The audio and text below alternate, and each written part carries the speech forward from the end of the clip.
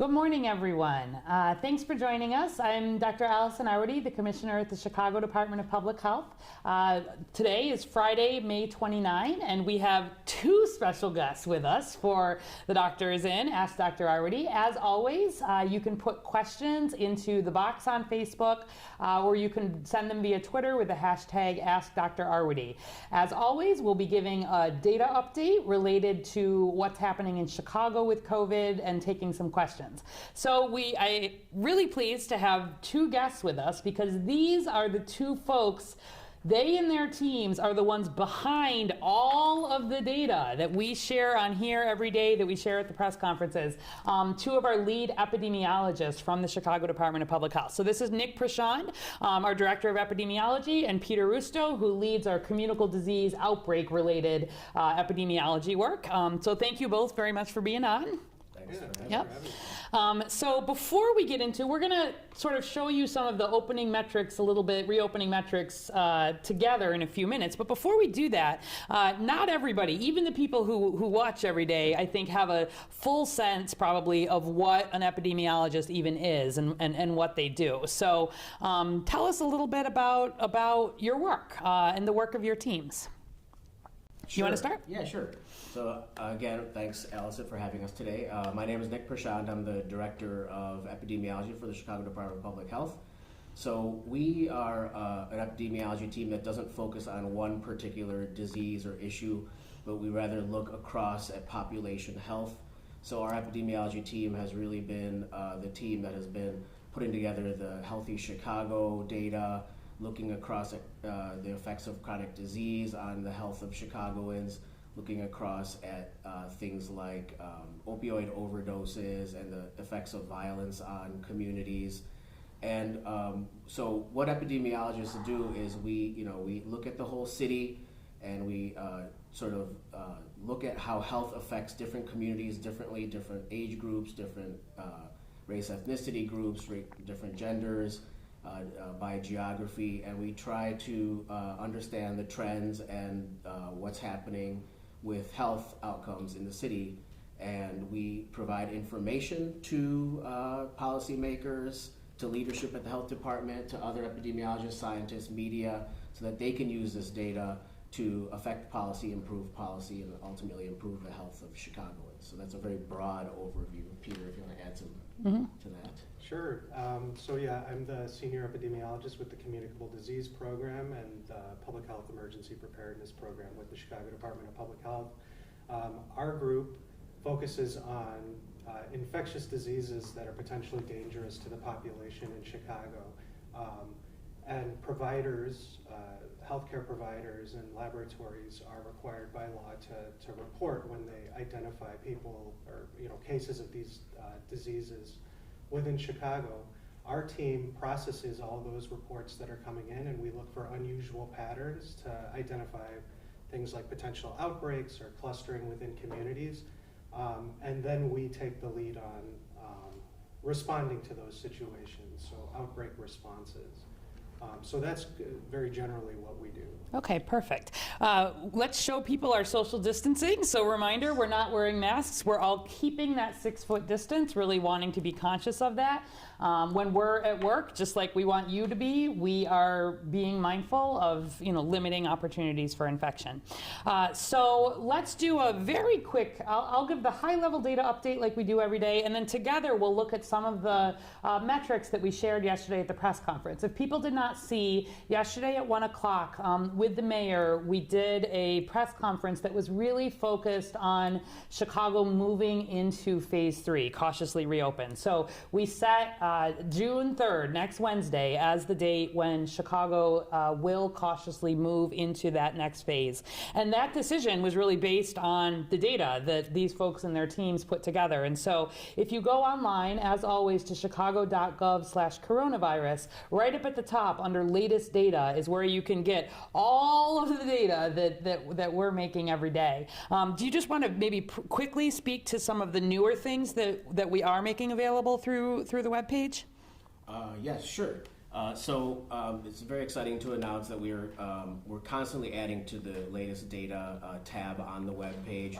So we've recently added direct links to the Chicago data portal, where we're making actually sort of raw line level data available for people to look at. There's some built-in charts and tools within that portal that you can look at rates of testing and cases and deaths by zip code. But the power of it is really that it allows data to be pulled from the portal and built into other websites. So that leads to my next point, which is the reopening metrics dashboard. So if you look on the latest data tab, there's a reopening metrics tab that will take you to an interactive display of all the reopening metrics, and all that data that you see is being pulled from the data portal, and sort of it's automated and in real time updated on a daily basis so that people can sort of monitor reopening metrics as they change.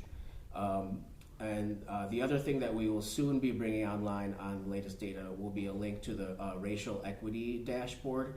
This is going to be a public-facing, really sort of community-centered dashboard that will allow community members and advocates and stakeholders to look at data at their zip code level in detail, looking at trends over time, how things are changing, how things compare to other zip codes, and also being able to do the same within race ethnicity groups. So looking at changes and trends within race ethnicity groups, which we know is important to so many groups and so many different people. So those are some of the new items to look for on the latest data Great. page. Yeah, and also relatively newly available is a tab for mobility data. We work with a group called Blue Dot to obtain geolocation, summarized, aggregated data at the community level, community area level, and by week. And so we can, the company helps us to, or Blue Dot helps us to calculate metrics around whether these, whether devices at the community area level are found to be, say, near or at their home, and how far over time they're traveling from their home. So we can use it to kind of get a sense for whether people are, generally speaking, adhering to the stay-at-home orders. And so that some of the visualizations of those data are now available in the latest data tab as well. All right, great. And every day, of course, the teams make these overall updates that we provide. We are now at 44,160 cases of COVID-19 and 2,052 deaths among Chicago residents. That was an increase of 444 cases and 32 deaths since yesterday. We're feeling pleased because we've had 3 days in a row now of sub 500 new cases. And, sub 500 is still a lot of cases. We've been talking about this every day, but it's much better than the nearly 1,000 cases that we were seeing, even a few days back. So we're feeling good about the progress. And I wanted to show, sort of together with the team, in a little more detail, some of the metrics that we're using towards reopening, because it also gives us an opportunity to go a little bit behind the scenes and understand some of the work the health department does related to data. So let's pull up the first slide here. And this was what we did show at the press conference yesterday. If you want to look either at the reopening dashboard or under presentations, you'll see this reflected. But this is data, this is kind of our top line data about our COVID cases going down in Chicago. So Nick, do you want to sort of talk everybody through this chart a little bit? Absolutely. So you can see this chart, and I just want to, before I dive into the data, I want to shout out to my team. Yeah. We're all teleworking right now, but are working sometimes 7 days a week, trying to, work. I just can't emphasize the sort of magnitude and avalanche of data that we are processing and managing on a daily basis. So I want to shout out to Kingsley Weaver, Emily LaFlamme, Margaret Arena, Blair Turner, Dana Harper, and Emil Jorgensen for their tireless work in this effort. We would not know where we were without them. So thanks for that opportunity. Yeah, of course. So we look at the case incidence curve that Dr. Arwady shows every day, I believe, on Facebook Live. And so, when we look at daily counts, which are the bars that you see on this graph, sometimes it's hard to, if you're looking at a daily count bar, it's hard to tell whether things are going up or down because there's so much daily fluctuation. So what we try to do to try to make this information more understandable by the public, as well as just by other planners who are trying to decide what we should do or how we're doing, we calculate a 7-day rolling average. I think Dr. Arwady speaks of the 7-day rolling average, which is taking the 7 days prior to the current day, averaging up the number of cases on those days and dividing by the number of days to get an average count, so that we can create this sort of more smoother blue line that you see on the graph. So I think what the next step of making this trend assessment understandable is to really help understand whether things are actually increasing or decreasing. So for the reopening metrics, we adopted a methodology that has been developed by the National Cancer Institute and has been used widely in public health and in epidemiology. It's called a joint point regression. And we use that methodology to determine whether there's a change in the course of that blue line. So we're looking for inflection points that are either sending the trend up or sending the trend down or not sending it anywhere. And so when the statistical software finds those inflection points, it's able to say, okay, the trend is going up, and it's able to statistically assess whether that increase or decrease is actually statistically significant. So when we say that the trend is decreasing over a number of days and by how many percentage per day, what we're actually stating is like a statistically sort of sound finding that we sort of that summarizes the current state of the epidemic. It's not conjecture on our part. It's not eyeballing the curve. It's really based on sound statistical science. So when you look at this, we see that there's been a decrease in the early part of May, sort of seeing that initial peak in the epidemic around May 6th, and then since then it's been coming down.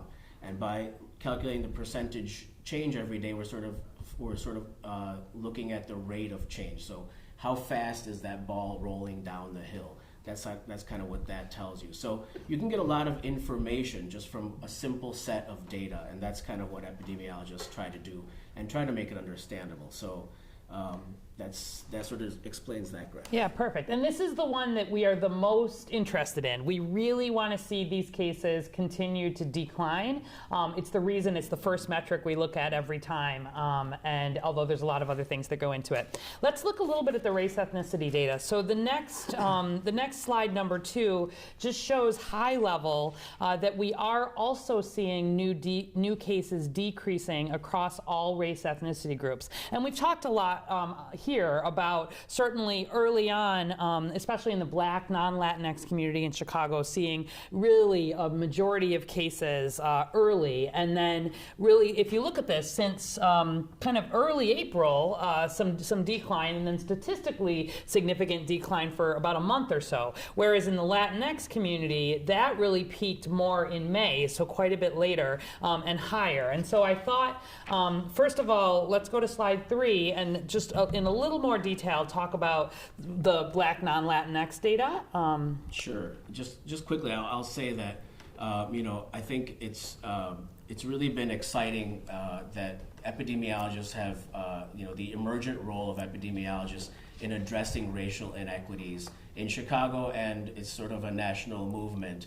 And I'm really sort of proud to be part of that movement in Chicago. We really want to put this first and foremost, looking at our reopening metrics, not just citywide, but looking at them through a race equity lens, so that we are making sure that we are impacting the whole community and working for the whole community. So being able to actually see trends by subgroup like this, I think this is relatively new to infectious disease surveillance. Mm-hmm. I think this is something that Peter and I have talked about over the years in terms of how to bring these sort of these social determinants into the work of infectious disease epidemiology. And I think COVID-19 has really made that possible and really kind of shown, sort of glaringly shown us that infectious disease is not an equal opportunity event like many people sort of think it is. So we know the impact on Black and Brown communities of COVID-19, and we can see it here. If thinking about the last chart that Dr. Arwady showed, if you pay attention to this chart, you see that deaths among African Americans in Chicago were reaching up Not to deaths, cases. Cases of COVID-19 among African Americans in Chicago were reaching 300 per day on some days. So that's sort of that is categorically higher than many other race ethnicity groups, particularly white and Asians.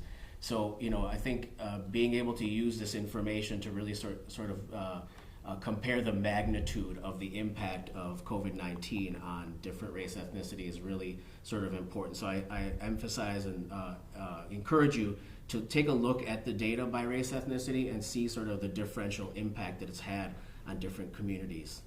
And then on slide 4 here, this is the Latinx cases, which are high but decreasing. And this has been the more recent concern where we've seen a lot of cases in the Latinx community. But we are now seeing some real decrease there, including over more than 2 weeks, which was our goal. Peter, can you speak a little bit about some of the work that we've undertaken to try to get at some of the missing data related to race ethnicity and some of the work from your team there? Sure. So as you can see, there is a relatively large proportion where we are missing race ethnicity as those data come in. As I described, these are reports that are coming in from providers and laboratories. They can come in an automated fashion through like standard forms.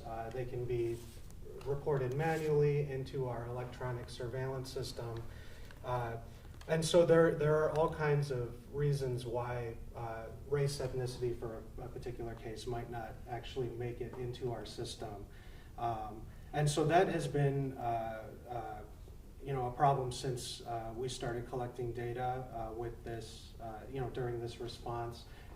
And it's, some of it is understandable given the large burden on the hospitals and our laboratories and the extra effort it takes to get some of this stuff to us. So what we've tried to do now is identify other ways for us to get at that information without further burdening our partners in the healthcare world. And so one of the great things that has been done is we've started to look into how to collect information directly from electronic health records from the providers into a centralized location that then we can access within public health to use to supplement the information that we're getting through our normal surveillance system. And so Dr. Arwady issued a public health order requiring that certain key information be transmitted to us. And that kind of triggered all of this to really get going. So now we do have, working in partnership with Rush University Medical Center, we have, we now have this data hub for electronic health records built out. The race ethnicity data is much more complete in those systems. We're closer to around 90% complete in those systems. And so we will very shortly be tying our surveillance data to the data from the electronic health records and filling in that missing information so that we can get an even better sense of what's going on. Yeah, this work of pulling together electronic health records sort of into a centralized set that the health department is able to access is brand new for us here in Chicago. It's actually not really been done like this anywhere in the country, to my knowledge. And it offers a lot of opportunity for filling in gaps and doing additional analyses. Even things like missing occupation data, missing information about people's living circumstances, things about how long they were sick, it allows us to really look at that at a systematic level across Chicago. So it's new, but it's one of the things we're excited about. Do you want to maybe speak, Nick, to some of the other things where I know we're doing something else looking ahead, trying to think about some of this other missing race ethnicity data? So we're working with DePaul University on a racial data imputation project, which is, I guess, also kind of a little bit experimental and innovative, I believe. So we're trying to take the missing data and using different statistical algorithms, predicting whether a particular name, date of birth, and address location of a person's residence can help predict what race ethnicity category they fall into. So in Chicago, we know that there's a lot of race, ethnic segregation. So we know that address location could really help us, along with the name and then sort of the age cohort of the date of birth, can sort of help us predict whether that person is either African American, white, Latinx, or Asian. So we're looking at some preliminary results, and we hope to report those back soon on this Facebook Live. So. Yeah, the mayor's been particularly, I think, appropriately focused on this. It's been a major push at the health department to really make this be part of all of the data that we're looking at. And it's an example of something I think that will change the way we do some of this moving forward. Usually when we're investigating cases, we have a lot more time, right? Like typically when we put out reports at the health department, we put out an annual report or a monthly report. But this daily level data has been just a hugely different sort of experience. And with the number of cases, we've not had the bandwidth to go and sort of necessarily get the individual data like we might have otherwise. And so it's given us some new opportunities to try to be creative and think about how we are filling in any gaps in the data and then have that be something that moves, is even better moving forward. All right, let's look at I wanted to take the opportunity to show one of the other metrics that we don't talk about as much. That's the syndromic surveillance data. So remember, that's the one that's on the bottom of our daily sheet every day. It's the one about emergency department visits. And so we can pull up slide 5. This is the emergency department visits for influenza-like illness. And you see on the graph here, it's been having some nice decrease for nearly a month now. But maybe, Peter, do you just want to help folks understand what this data is and how it's different from some of the other data? Sure. So I guess I'll start with saying so when somebody is exposed to say SARS-CoV-2, the virus that causes COVID-19, it takes some time, on the order of days before they actually become sick. That's called the incubation period. Then after they become sick, it's going to take some time before they decide they're sick enough that they want to go to, say, a hospital to get tested. So then after they get tested, it takes a certain amount of time before the test result comes back. And then when the test result comes back, there again is a delay before it gets to us through our electronic surveillance system. So a lot of times what we're really interested in is, if we're looking at these trends in cases from when we learn about them, really, that is a delay from when those exposures actually happened. And so what we're always trying to do is identify ways to get closer to the, when these exposures are happening so that we can, intervene quicker. And so one of the data sets that we use in order to at least do that to some extent is our syndromic surveillance data set. So this is all of the emergency departments in Chicago. When somebody presents with, something that the provider thinks may be like a COVID-like illness that they want to test for, they will, they're writing in their notes that they suspect that it might be COVID-19. And so then we can access this system that they're reporting into and search those notes for these keywords like COVID-19. And so then we can get a sense, before they actually get diagnosed, we can start to identify trends a little earlier on in that time. And that's the slide 6, if you want to take a look. That's Right. that's the COVID-like illness, where someone is actually putting in that something in the note related to COVID. Right. And so that is not a diagnosis. It's just it's based on we have these standard definitions that are used by the state and by the CDC that pull out keywords that might describe the syndrome like associated with the COVID-19 disease. So cough, shortness of breath. So it's pulling out all of these keywords to come up with a definition of what might be COVID-19. And so that's what these charts are showing. It's showing those trends in syndromes rather than diagnosed cases. Yeah, so we like the syndromic surveillance because it's one of the quickest ways, to your point of not waiting for the test and the diagnosis, to potentially see changes. And so it's one of the ones as we move into phase 3, cautiously reopening, we look to sort of first in terms of if we were to start seeing increases in some of this syndromic data, that would give us a little bit of pause.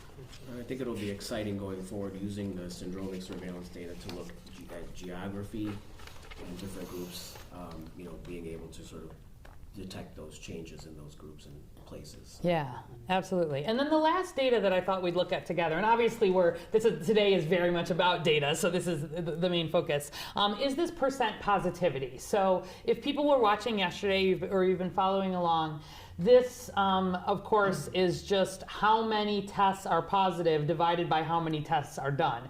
But we look at this in a geographic way. We slice and dice it all sorts of different ways. And we divided up here in Chicago some goals for our percent positivity. We set as a goal that we would be as a city at 15% positivity in community settings and at 30% in the congregate settings. And so this first graph here really shows that we were down to 16.3% positive in the community settings.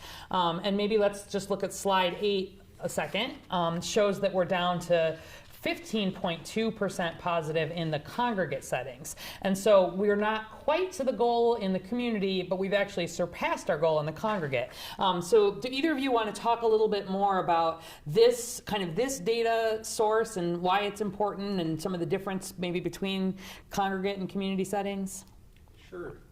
So the congregate settings that we're talking about are places that we consider to be a little more high risk for contracting COVID-19 and for spreading it around to other people. So these are places like long-term care facilities, skilled nursing facilities, homeless shelters, jails, prisons, places where you have a lot of people congregated together and they're living there, so they're there all the time. So you're more likely to get close to somebody and spread the virus around. And so in those kinds of settings, we would expect there to be kind of a higher risk of spread. And so that's why we have different goals for the congregate settings versus the community. And so we have, these great units within, as part of our response that are, going in and testing people within these congregate settings and sharing guidance to try to prevent spread within those settings. There is a ton of work that goes into that. And so as part of that work, they are also collecting data about who's getting tested, who's testing positive. And so that's where these numbers are really coming from. And then with the community, really we're looking at that, those case reports that are coming in, removing these the cases from the congregate settings. Yeah, and then the last slide here, slide number 9, is where we ended the presentation yesterday, really doubling down a little bit on this community positivity. And you'll see there's a map here, and Nick, I'll ask you to speak to it, because part of the reason why, we're almost there, the reason, we're going with next Wednesday, feeling optimistic that we'll be there, but there was some hesitation, even though we were close, because community positivity really is about the, in the congregate settings, like Peter was describing, we've got teams that are going in, everybody who's in those settings, you can keep track, you can, repeat testing is needed, you can do interventions. These community, that's everybody who's just out and about. And so where you're seeing these higher rates in these settings, it sort of is more concerning. Do you want to speak to the map here, maybe a little bit about some of the maps even that the team makes? Sure, yeah, no, I think it's important that looking at the geographic disparities in this epidemic has really been eye-opening. When we look at the death disparity, we're seeing a 40 times disparity from one zip code to another. For cases, we're seeing 10 times as many cases diagnosed in one community compared to another. This is a high level of disparity, even unexpected among, I think, epidemiologists looking at this phenomenon, not only in Chicago but everywhere. So just thinking about the positivity rates map that you're looking at on the screen, and seeing the differential positivity, some zip codes certainly are still well above 20%, which is where we want all community zip codes to be.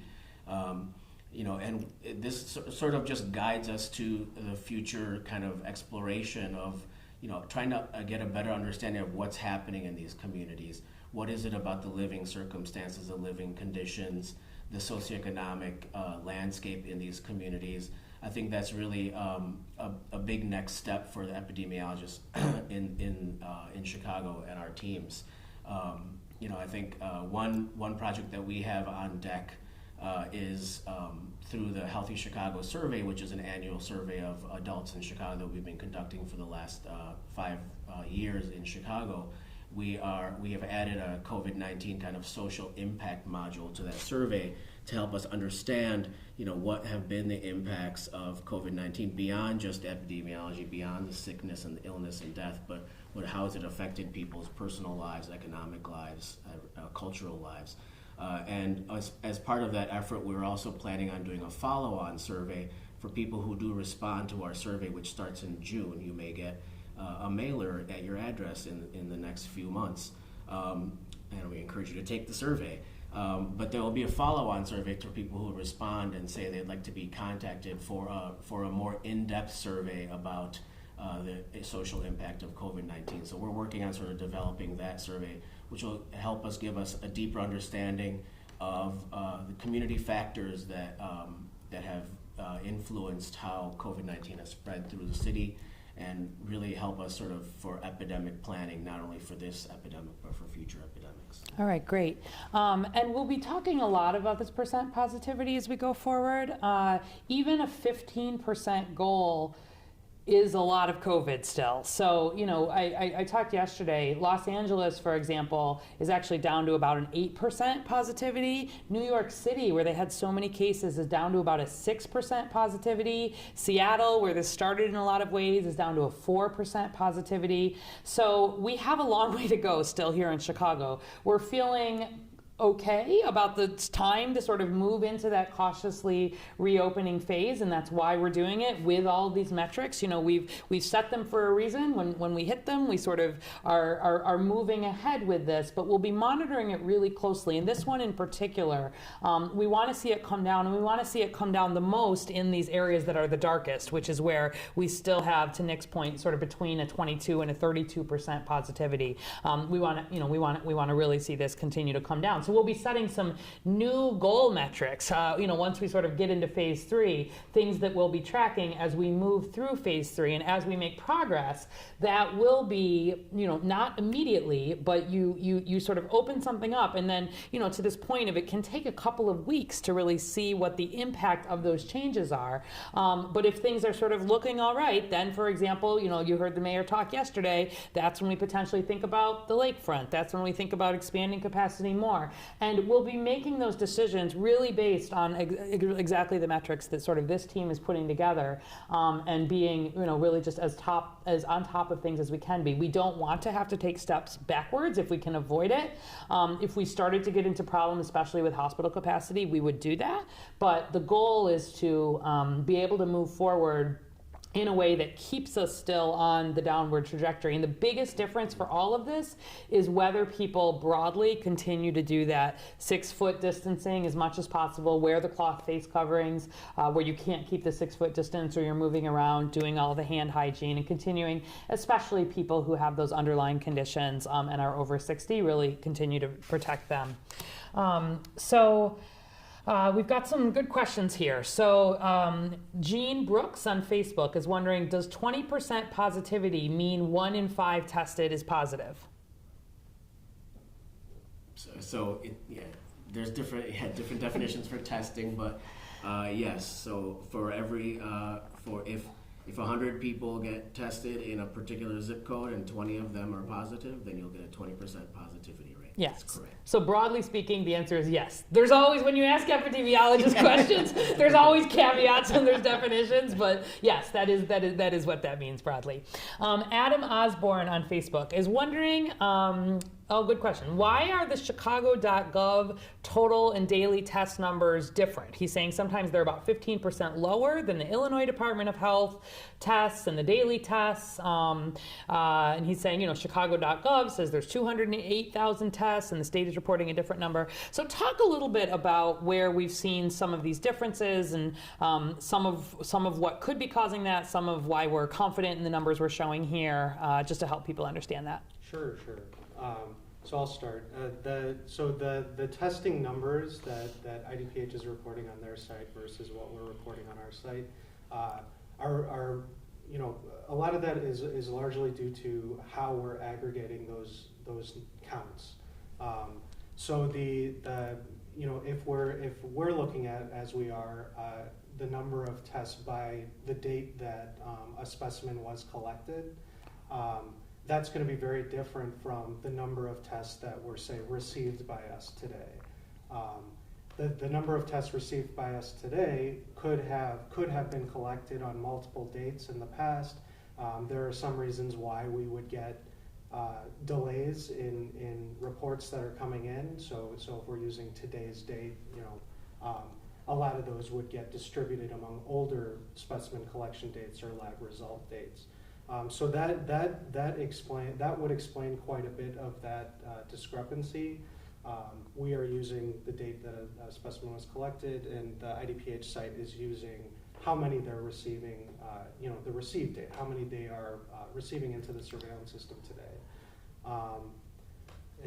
And then there are going to be, we are kind of defining tests, a little bit, say differently. Are we including people who live only within, the borders of Chicago? There's different ways to kind of define that.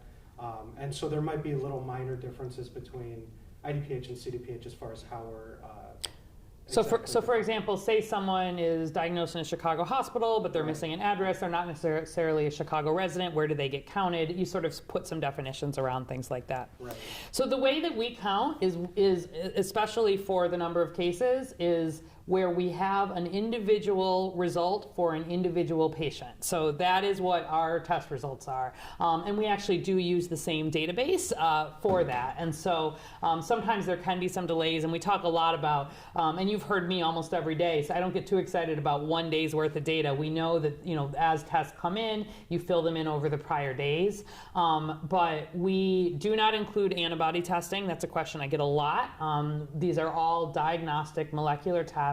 And in all cases, they are an individual test result for an individual person, as opposed to perhaps making assessments about tests that could be coming in that might not be getting reported, et cetera. So we take a relatively conservative approach to the data, but we've made the decision that we don't want to do estimates at this point, certainly, around this data and this testing. We want to actually have countable tests and countable individual results. So, anything else you want to add on that? All right. Let's see. That's a good question. What has surprised you the most about this outbreak? Wow, I mean, and take that as you will, like your work, your team's work. Yeah, I mean, if you really think about that, we were sitting at 100 cases on March 14th, and now we're sitting at 40,000 cases, and that's just of diagnosed. So if you think of going from 100 to 40,000 in like 10 weeks' time, that's in itself is mind blowing. This virus is certainly tricky. It's elusive to the data collectors, but we're trying our best to stay on top of it. But again, I think I started off by saying just the magnitude and avalanche of data that this has created has really been surprising and mind blowing. Yeah. No, I totally agree. It feels like so much more time has passed since we were in what we were calling a containment phase, where our epidemiologists were calling individual cases, identifying everybody they came in contact with, and trying to prevent further spread that way. And our epidemiologists were also at the airport screening incoming passengers, trying to prevent the virus from coming in that way and spreading around in our community. And in a very short amount of time, it just exploded. And so, like Nick said, the avalanche of data and having to adapt to that has been. Yeah, I'll just add from a data perspective. I think that's right. Like we had to move so quickly from anything that we've done previously related to data and related to outbreak response at the health department. We regularly respond to outbreak. Peter's team, you've got the crack team of people who do this every single day, where we've got foodborne outbreaks or outbreaks at a school or outbreaks of whatever it might be. We have a lot of reportable diseases. We've got teams that do this. And early on here, although we were very busy, we had models for what that looked like. We had traced, hundreds and hundreds of travelers during the time of Ebola. We could take that and sort of move it to COVID. Really aggressive early responses, big investigations. I think back to like the Vaughn School, for example, if you remember that. And then just with the speed that this has increased, it's pushed us to have to even think about our data in completely different ways. So some of the work that we've been doing to pull the electronic health records together and think about some syndromics, ways that you can track this at a population level, even while you're working to get back on top of the more typical individual following, which of course is the contact tracing that we are expanding and continuing to grow. It's been a really, for me, just interesting that we've managed to make progress on some of these big fundamental things we've wanted to do in public health data, even in the middle of this outbreak, actually. And I think there's some real potential for what this will do for our ability to sort of understand patterns of disease and how they fit into social determinants in a more long-term way. So like the public doesn't usually see a lot of the behind the scenes data stuff, and that's part of why I wanted you guys to come on. But to me, like some of the most interesting work of all of this has been how do we actually quickly create the informatics and the tech and the data pieces that let us stay on something of this scale. So I'll say that. To that end, I would also like to shout out to the city's information technology team and the web design team for sort of keeping up with the data that we're producing to be able to get this data out to the public. Yeah. Peter, did you want to just give a shout out to some of your epidemiologists too? Sure. While we're... I wrote down all their names. So our this team has been working tirelessly since the beginning of all this. Our communicable disease and public health emergency preparedness groups were obviously the first to be responding to this when it started. We have a team of epidemiologists who have been, some have been around for decades with our department. It's a fantastic group of people. And so we have Shamika Smith, Ali Gagner, Usha Samala, Sade Ueda, Enrique Ramirez, Ted Banau, and Kelly Walbley. We've also gotten some fantastic support over the years from our assignees from, say, CDC or CSTE and fellows, Elena Andrzejczyk, Carrie Ann Tays, Isaac Yane, and Tristan McPherson. And then finally, we've had to beef up our staffing because of the magnitude of this. And since then, we've been doing that, trying to do that since the beginning. And so we've had kind of contracted temporary staff helping us, and they've been critical to this response on the epi side of things. Stephanie Gretsch, Paul Davis, Vaishali Chundi, and Hedy Choi. So, yeah. Great. Big shout out to them. Great. So I really thank you guys for coming in, and thanks so much to your teams. This is just a little piece of, one piece of the many teams of folks that we've got working on this. But this data part is really fundamental to all of the work that we otherwise do. We use data to drive our response. We use data really on a daily basis to make decisions. And there are a lot of people, some named and then many others who sort of contribute into that work that really keep this going. So really, thanks again for your work. And we always finish with a little bit of good news or things to look forward to. Anything you want to chime in, or shall I finish this out? Go ahead. All right, sounds good. Your good news is our good news. All right. Well, the very good news is that the date has been set, and June 3rd is our day to move ahead, of course, cautiously into reopening. A couple of highlights here. So Kennedy King College in Englewood is becoming another free COVID testing site. So income doesn't matter, citizenship status does not matter, no cost, and this is for people who are having symptoms or known exposure. But as always, for more information on free testing, chicago.gov/COVID test, or you can link to it off always the coronavirus website. Also today, Pilsen is having one of the drive-through food distribution sites. So it's going on right now. It started at 10 a.m. at Mana Contemporary Chicago's parking lot, the corner of Cermak Road and Allport Street. So free groceries, and it will run until supplies last. And then finally, we'll finish with a good news picture. So keep sending in the good news pictures.